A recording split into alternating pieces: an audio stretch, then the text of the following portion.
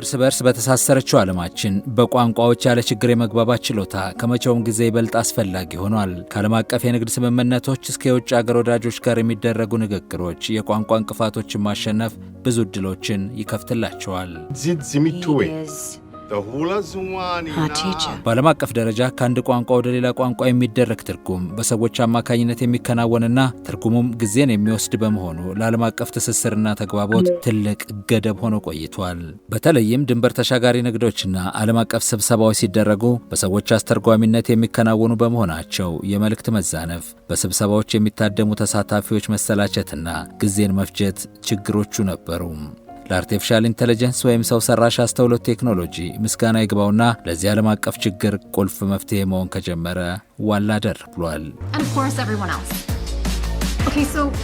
አሁናዊ የቀጥታ ትርጉም ወይም ሪል ታይም ትራንስሌሽን አገልግሎት ስርዓቶች ከአንድ ቋንቋ ወደ ሌላ ቋንቋ የሚደረግን ትርጉም በቀጥታ በመተርጎም ጥቅም እየሰጡ ነው።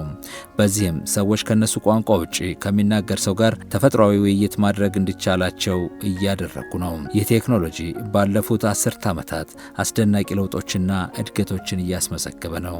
እንደ ሜጋ ሚቲንግ ያሉ የቪዲዮ ኮንፈረንስ መፍትሄዎች በስብሰባዎች ላይ የሚደረጉ ንግግሮች ታዳሚው ንግግር በሚደረግበት ቋንቋ ባይረዳም ዝግጅቱን ወይም ስብሰባውን በቀጥታ ስርጭት ወደ ተፈላጊው የቋንቋ ጽሑፍ በመተርጎም ስለሚያቀርቡ ስብሰባዎች ውጤታማ እንዲሆኑ እየረዱ ነው። በተለያዩ አማራጮች የሚደረጉ እንደ ክሬስፕ፣ ማይክሮሶፍት፣ ጉግል፣ አይትራንስሌሽን፣ አማዞን እና አፕል የመሳሰሉ የአሁናዊ ትርጉም አገልግሎት ከሚሰጡ መካከል በቀዳሚነት የሚጠቀሱት ናቸው።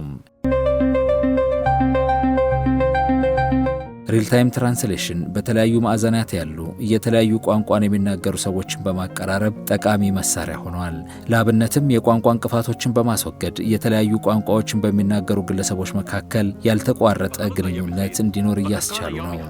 በኤአይ የበለጸጉ የትርጉም መሳሪያዎች ብዙ ጊዜ ዝቅተኛ ወጪ የሚጠይቁ አልፎ ተርፎም ለተጠቃሚዎች በነፃ የሚቀርቡና ብዙ ቋንቋዎችን የሚሸፍኑ በመሆናቸው ለዓለም አቀፍ ተጠቃሚዎች ተደራሽ ያደርጋቸዋል።